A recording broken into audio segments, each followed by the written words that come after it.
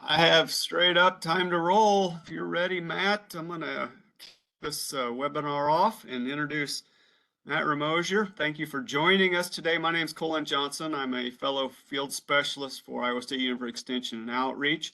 And alongside of a colleague of Matt, there's 5 of us across the state that work in the arena of pigs and helping producers. And a little bit about Matt Romoser on his background. Been with Iowa State University for about 5 years now.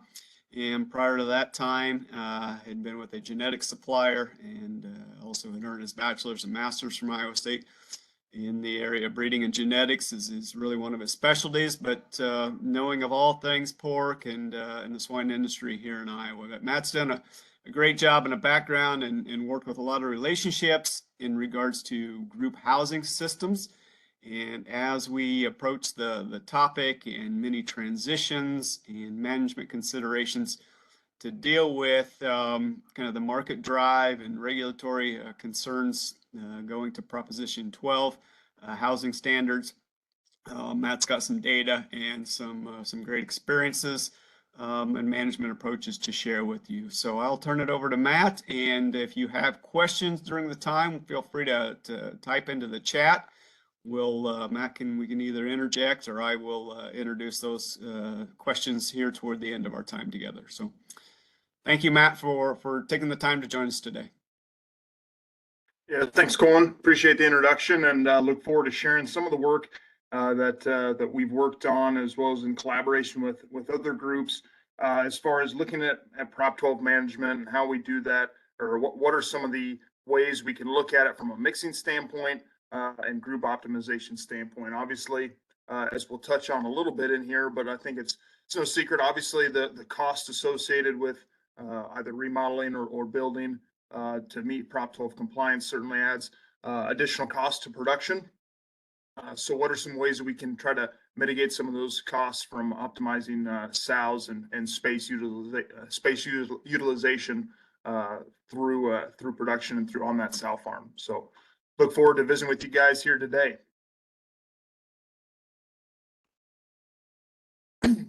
So I'll provide a little bit of an overview in general of what we'll discuss here. First off, we'll just talk briefly on group management and mixing, what we've traditionally done as an industry, and what are some of the changes that we do now for Proposition 12. We'll talk a little bit about on a review of as far as what we know from a scientific standpoint, what is optimal mixing times for sows, and we'll touch a little bit on some of the physiology that needs to be considered as well, just from the standpoint of understanding maybe what some of the higher risk points when we're talking about gestation, what are some points specifically to avoid. And then as stated, we'll talk a little bit about on a trial that we would have just concluded a few months back with an outside collaborator, looking at different mixing strategies, and we'll go over the results of that Prop 12 study as well.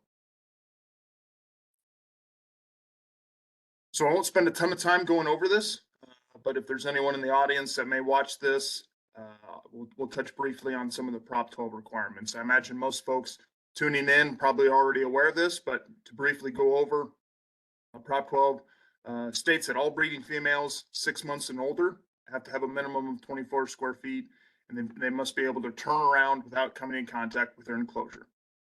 There's a few exemptions here. Beyond what I've just got listed here, there's a few other ones specifically to maybe slaughter, research studies, exhibition. There's a few other exemptions outside of Prop 12, but the ones I've listed here are ones specifically that employees or staff would deal with working on a sow farm. So a few exemptions would be temporary husbandry practices, so artificial insemination, treatment, synchronization, things like that. Those would be an exemption to be able to put those sows into a more confined space or a free access stall, as commonly seen within the industry as farms that are transitioning. And the guidance around that is just that sows can be in a stall no longer than 6 hours per day and no more than 24 hours per day within a 24 hours in a stall per month. Okay, so effectively, if a sow receives 2 inseminations, she can be bred within effectively staying in a stall for 6 hours each one of those 2 inseminations. and then potentially be able to catch her on a recycle or return, 21 days later there. So during individual treatment would be another exemption. So if you've got sows that are sick or lame or need special individualized care, we can separate those ones out, and those ones would fall under the exemption, as well as here's prior to farrowing. I believe it's 5 days prior to farrowing, and then while those sows are lactating the litter would also be an exemption of Prop 12. So what did we do as an industry prior to Prop 12? Obviously, open pen gestation or group housing isn't a new concept. It's something that the industry has continued to trend towards, I would say, over the last decade or two. So obviously, prior to Prop 12, we had the ability, and still do, obviously, but to wean sows directly into stalls, and that helped us from a management standpoint. And then farms from there could operate as either a pre or a post-implantation flow. Okay, so there's two different distinctions in that. Obviously, pre-implantation, those groups were formed shortly after breeding. Typical recommendations are going to be less than 5 days after breeding. You want to be able to get those groups formed. Oftentimes, it's that that recommendation may be made off of the fact that we've got weaned sows coming in that need breeding stalls to be able to put into. Also, physiologically, there's some significance to that as well that we'll touch on here in a little bit. Pre-implantation, obviously. You have those sows that then, after they're formed in groups 5 days later, got the high propensity for some fallout, whether it be returns, preg check negatives, what have you. So it is a little bit more labor intensive to be able to find those returns in open sows. As a result, these type of flows are often ran as what we call dynamic groups, or groups that maybe have variation sows included in that have variation in where they're at in gestation. So typically adding those sows, maybe new sows or new gilts to a group maybe every 6 weeks. And then from there, we've got post-implantation. These groups will be formed after pregnancy confirmation, roughly around 30 days. This allows for groups, grouping sows when pregnancy is a little bit more stable, as well as you've already had a lot of the fallout from returns or preg check negatives or what have you, or irregular returns. You've already been able to identify those and probably rework them back into a breeding snake in a gestation stall. So as a result, there's less labor obviously required for finding those open sows. And these ones typically are ran as static groups. So once we've confirmed pregnancy on those sows, that group they'll be formed after 30 days, and then those sows will remain together for the duration of gestation. So under Prop 12, the wrinkle that gets thrown in here is now sows have to be mixed at weaning. How does that change how we manage those sows? Because now they remain in pens through the entirety of gestation from the time they leave lactation. And how does that change our management approaches? So when we look at what's the best time, or when is the best time to mix sows from a gestation period standpoint, there really is conflicting evidence within the literature. There's relatively few studies that have really investigated impact of mixing in early pregnancy and then comparing that to mixing at different time points. A lot of times you see studies that compare stalls versus group housing, or stalls versus post-implantation flows, things like that, but we really don't have a great understanding as far as mixing in different time points. There's some studies that have shown no impact on reproduction when we mix it pre versus post-implantation, while others have shown a reduced conception and farrowing rate on sows when we mix them in early gestation compared to post-implantation flows. We'll talk a little bit about the physiology and maybe what's going on there in a little bit, but I think it goes without saying that obviously there's likely some intrinsic factors specific to different farms, whether that's management, genetics, what have you, that maybe are compromising or confounding some of the research that we've got here. Some work's been shown that sows mixed at weaning experience higher conception rates compared to those mixed post-pregnancy confirmation. So again, there's relatively little agreement as far as what we can see as far as what's optimal mixing time points, but in general, I think we have a good overall industry agreement that mixing around the time of pregnancy recognition and establishment, that's one of the more sensitive times of gestation, and I think pretty much industry-wide is agreed that this time should be avoided from a mixing standpoint.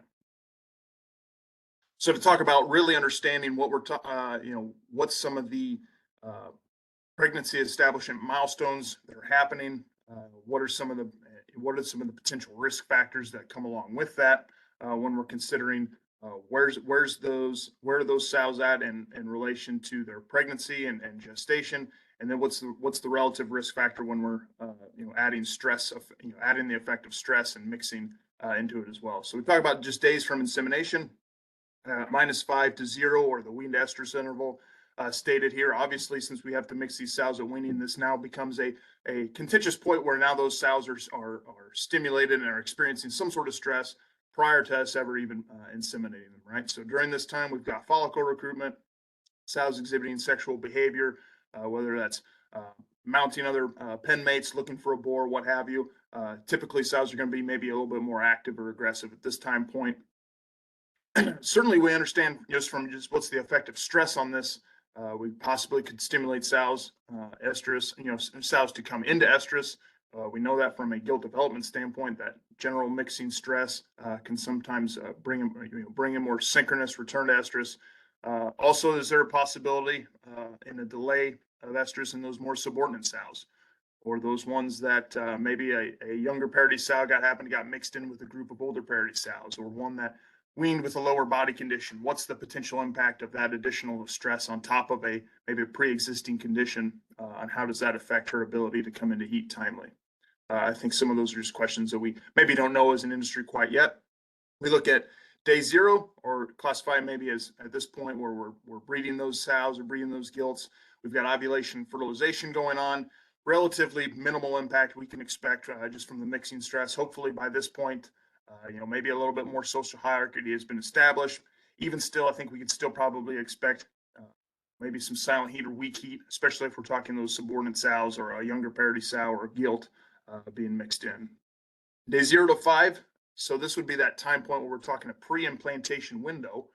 That embryo is still developing, still protected from its environment. It hasn't undergone the process of what we call hatching, or removing of the structure, the zona pellucida around that embryo. So important to note that that embryo is still protected from its environment at this point when we would do a pre-implantation mix. As I stated in the previous slide, where there's been some work that's shown what's the possible impact on farrownator conception. What's interesting about some of those studies that look into that is we don't see a reduction or an impact on litter size or any of the litter data.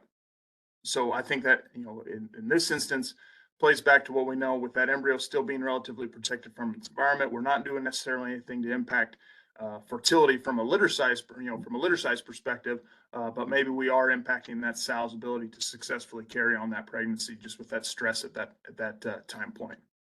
Day 7, that embryo undergoes what we call hatching, and at this point, that embryo is now subject to all the environmental factors that maybe that sow would experience as well, right?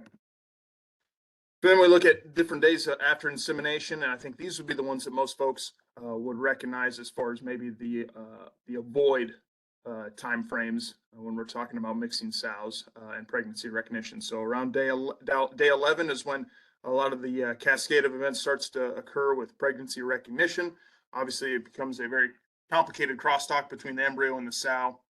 And we do know at this point from other studies that maybe looked at from a heat stress standpoint that we can impact embryo quality and viability at this point. So if heat stress can do that, what's the impact of an acute stressor such as mixing, or maybe sows having a reduced caloric intake, becoming catabolic if they don't get enough feed or don't work through the feed system as effectively. So what's some of the impacts of stress there? I think we can understand that might have a negative impact on fertility from that standpoint. Then we look at days from insemination at day 13 to day 30. So again, kind of overlapping with that period, immediately stated prior. But this is when placentation starts to occur. Obviously, we're getting those sows or those embryos are starting to attach to that uterus, and obviously becomes a critical part for litter viability and pregnancy maintenance at this point. So again, we talk about these pregnancy establishment milestones and outline kind of what the thought is as far as what are some places and timeframes to avoid, and maybe what are some lower risk time points where we can mix those sows and try to mitigate potential negative impacts. So knowing some of this stuff and knowing this information about obviously around pregnancy establishment and how Prop 12 is going to change how we have to be able to mix these sows, that group actually approached us about wanting to do a trial and looking at the effect of different mixing events. and they came to us obviously want to know the question is what's optimal under Prop 12. As we've stated, mixing in sows at weaning is going to be inevitable. Just the nature of it. Those sows have to be added into a group housing type system after they're weaned. If we regroup after breeding, then or pregnancy check, what's the impact of multiple mixing events having on productivity? So multiple being we've mixed those sows and stressed them at weaning, and now we're mixing them and theoretically stressing them again at either breeding or pregnancy check. Is it possible, or can we have a pre and a post implantation mixing event? And what is the potential negative impact we have on production from that standpoint? So we're looking at both mixing those sows immediately after breeding, and then I would say normalizing the square footage for those sows after pregnancy check. Then, so if effectively sows in that situation would undergo 3 mixing events, and what's the potential negative impact on production with regards to that? Obviously, with high construction costs and square footage really becoming the premium within Prop 12, especially if you're trying to keep the same footprint within a barn, or you're trying to minimize the amount of remodeling that you're going to have to do, square footage becomes a premium. So how can we optimize pigs born per sow space is really a question that we set out to answer here. So again, the objective in this study here then we've got was to evaluate animal welfare, production, economic impacts from multiple mixing events when we compare it to a static gilt or sow flow grouping during gestation. With that static being obviously those sows mixed at weaning and theoretically remaining, obviously, in order for it to be static, those sows would have to remain within a group throughout the remainder of gestation. So to set this up, we had a farm that we executed this trial on. It was in Western Illinois. 3,600 head multi-parity sow farm that was remodeled from stalls to Prop 12 compliance. A little bit of background on this particular farm. Going into the trial, we knew that it was PRRS positive stable. This was the beginning. This is in the summer of 22. And then had the unfortunate event of becoming unstable, PRRS positive there towards the latter part of 22. Obviously, makes it a little bit more challenging from a health status standpoint. And then just a few weeks after that point, we then decided we would stop allocating sows and pens to treatments. So from then on, anything that was bred then we carried forth, and then all the litter data and everything was recorded would have been midsummer of 23. Outlined on this farm then at 480 free access stalls, 10 free access pens, 8 pens were 50 stalls, and 2 pens with 40 stalls. And then from there, sows would be moved from free access stalls into electronic sow feeding pens. 57 of those pens, we've got those outlined here, 18 45 head pens equipped with 3 feeding stations, 31 60 head pens equipped with 4 feeding stations, and then we had 8 pens with 30 head pens equipped with 2 feeding stations. So as you can see, obviously being under a remodel, we weren't necessarily actually obviously is consistent with pen size, which we'll talk in a little bit how that maybe posed some challenges within this particular study. So challenges obviously came along with treatment allotment, and we'll highlight some of the treatments here in a little bit. But with barn being remodel and having variation in pen size created challenges with assigning enough pens per treatment. But the goal, obviously, when we started out was to normalize all treatments at 24 square feet. We wanted all sows to at least have a similar environment at the beginning of the trial. So in this case, if we look at it, if we have a 50 head sow free access pen, and we're trying to assign those to a 45 head gestall pen, effectively we need 90% of those sows to come into heat within 5 days in order to be able to fully stock that pen at 24 square feet. And as you can look back at the timeline, when we're doing this in midsummer with a relatively unknown health status, we had some complications just as far as being able to consistently achieve a high enough wean to estrus interval, which ultimately impacted the assignment and treatment allotments of some of the treatments we had here. And obviously, as I've already stated, unstable and unknown health status for much of the trial made it a little bit more challenging as well. So treatment allotments, I'll go over these as hopefully as clear as I can here. But treatment 1, was effectively our quote unquote static pen, or our negative control in this situation, where those sows were formed at weaning. So whatever group went into a free access pen at weaning, that group maintained their continuity through gestation. So there was no regrouping after breeding, nothing after pregnancy confirmation. Whatever group was formed at weaning effectively only underwent one mixing event, and theoretically was as stress-free of a pen as what we had in this trial. Treatment 2, those sows were then formed, those groups were formed after breeding, and then that group was maintained through gestation. So if we had sows sows were weaned into multiple free access pens, and we needed to be able to stock a pen, we pulled sows from multiple free access pens, effectively created another mixing event, or a second mixing event at breeding, and then that group remained together through gestation. So effectively, this was our pre-implantation mixing event here. Treatment 3, those sows were formed at weaning, and then we remixed those sows, or formed groups, after pregnancy confirmation. In this case, it was at day 35. So effectively, this being our post-implantation treatment. Then we look at treatment 4, where we formed those groups after breeding, and then renormalized their square footage after we had after fallout from returns, preg check negatives, what have you, and then renormalized those groups at day 35 again. So effectively, those sows in treatment 4, or females in treatment 4, underwent 3 different mixing events: weaning, post-breeding, and post-pregnancy confirmation. So we look at the litter data, and obviously we look at farrowing rate first off. I will say, just obviously given the variation, obviously in treatment allotment, and the impact that some unstable health status and the impact of PRRS in this case, I don't know how much of this is actually biologically relevant. Obviously, you can see there's a tendency here for differences in farrowing rate, and just numerically, you can see pretty dramatic percentage differences. But again, I don't know that really how much of this is biologically explained by the treatment, or how much impact PRRS is having in this case. We did account, obviously, for PRRS status in the model, but I don't know that this is, I don't know if we have, there's really significant enough numbers, and then confound, obviously, with health status makes it a little bit more unclear as what the impact treatments have on farrowing rate. More importantly, I think in this study, when you look at the litter data across the board, it really doesn't appear to be any differences regardless of treatment, which again, I think you look back as far as what those pregnancy milestones are, and the times at which we're mixing those sows, we really avoided any theoretical time where we felt we could compromise litter size, whether it's at weaning, after breeding, or after pregnancy check. So it's encouraging to see that really no differences here, I would say, across the board, or no effect of litter size when we look at it from with regards to the different mixing strategies.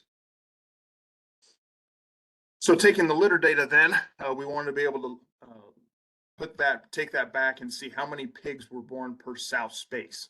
Obviously, within this trial, we have to be able to account for fallout and removals from pens, and then obviously be able to put that back to how many pigs then ultimately get weaned on that premium sow space, or square footage, that we're talking about with regards to Prop 12. So for treatments 1 and 2, how we calculated that sow space was then accounted for essentially we had to account for all the removals for the entire gestation period.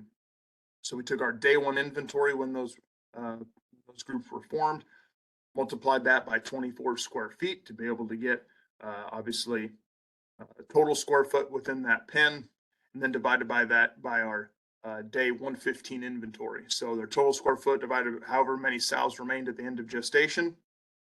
Took that square footage per sow, ultimately then divide that back by 24. So instead of having, if 100% of sows remained in the group, you'd have obviously a final sow space of 1-to-1. Obviously, as you get more fallout or more sows removed, you're looking at sow spaces maybe 1.2 or 1.3 sow spaces per female. Okay.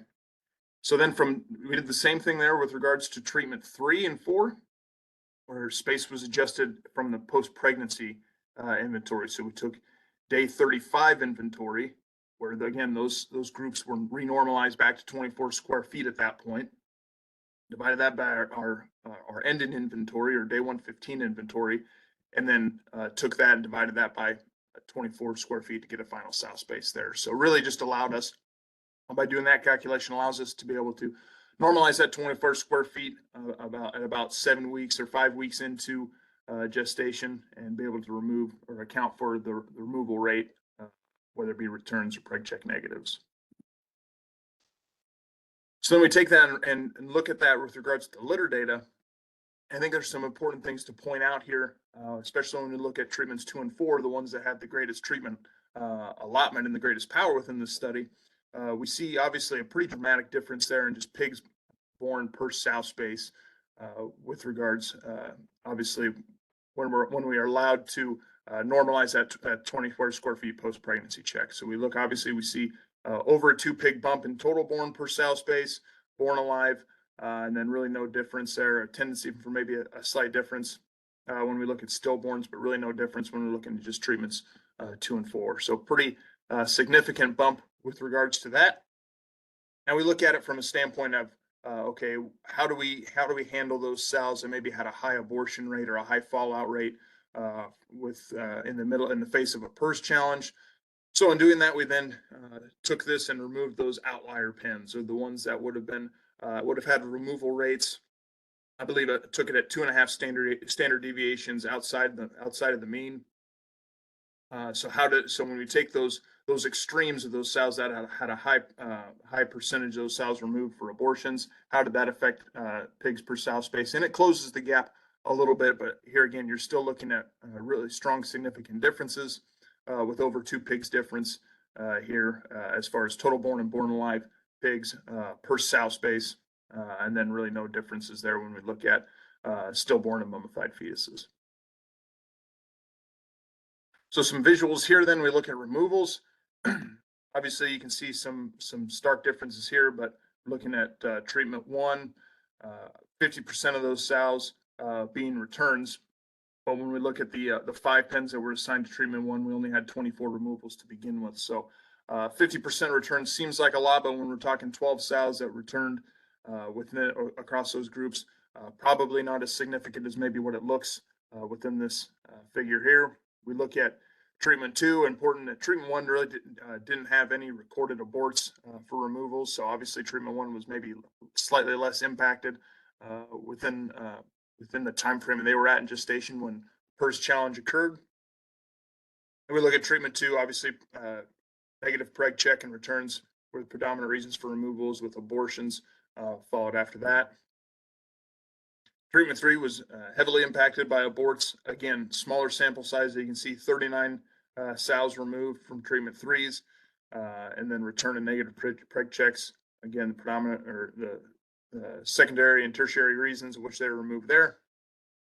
And then treatment 4, again, returns, negative preg checks, predominant reasons, abort being the third reason there.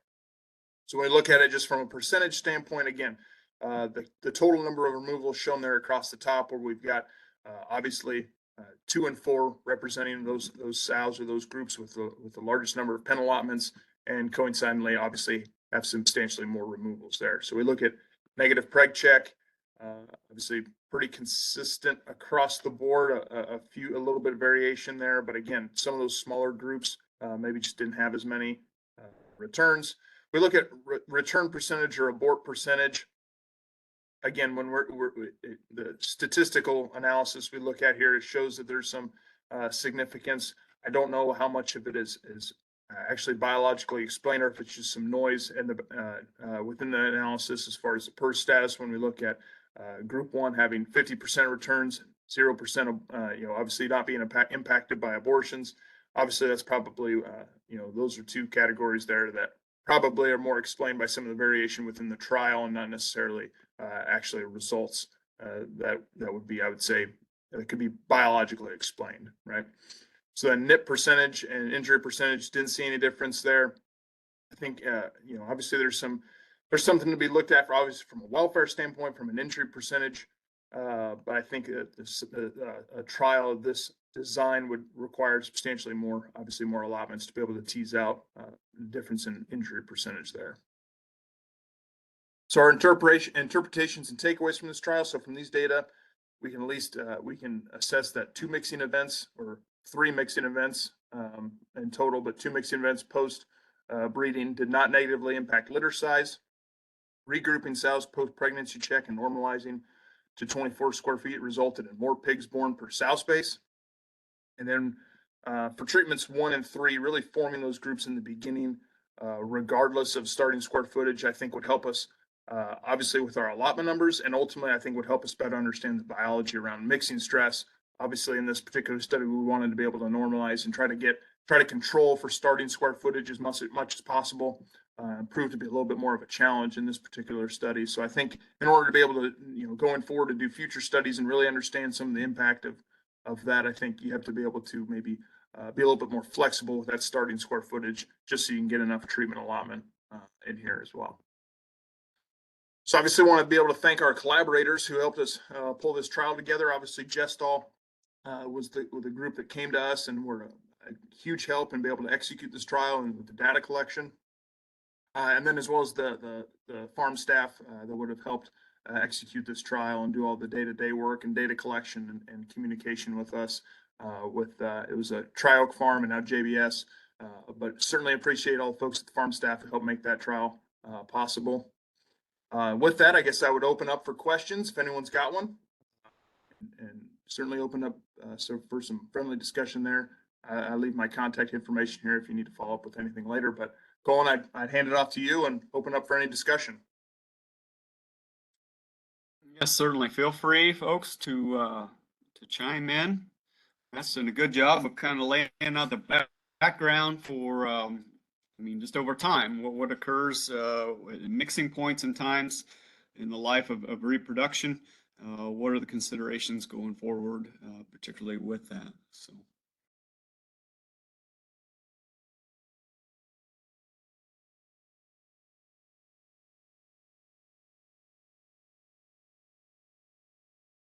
Matt, I know we didn't look at this in this particular trial, but in some of your other work, and it's not a Proposition 12 requirement, but when it comes to aggression, what are some of your thoughts there? The Europeans have requirements for some straw feeding once a day as a satiety factor, or what are some other things amongst the systems related to that? Yeah, I think at least within the U.S., I think you hear a lot of folks talk about some of the things that you can control, maybe in lactation, setting them up successfully for group housing is probably as important as anything, as far as having those sows optimal in terms of body condition. If you've got sows that are maybe weaning a little bit too thin, probably going to have maybe compromised, maybe a little bit more timid sows with regards to that, as well as paying attention to be able to optimize for parity. Obviously, I think whether it's Prop 12 or open pen gestation, I think that's pretty standard practice that most folks try to abide by regardless, but keeping those gilts and parity 1 sows grouped together and avoiding any sort of impact with mixing them with older parity 3, 4, 5 parity sow, I think obviously can help mitigate some of the negative impacts of aggression and obviously injury and fallout rate from that standpoint. So I think managing body condition, obviously managing and adjusting for parity are two of the main things that I think producers need to look at, and I think most producers probably do a pretty good job of that. Yep. Yeah. You bring up a real good point about parity management, and I would ask the folks, when you look at reproduction data based on static groups or dynamic and the mixing factors, you always want to ask, was the training done properly, or was this a stalled system automatically converted to some sort of a group system comparing back to a stall, without a training factor at P0 or at some point in time? Right. And that comes back to obviously a lot from the gilt development standpoint. And that's one thing that when we talk about transitioning to Prop 12, I feel like a lot of common thought maybe is on an existing sow farm, if they don't want to reduce their herd size, they decide, okay, where can I get extra square footage? And unfortunately, a lot of times it's gilt development or the GDU that ends up being cannibalized to become additional square footage within the sow farm, right?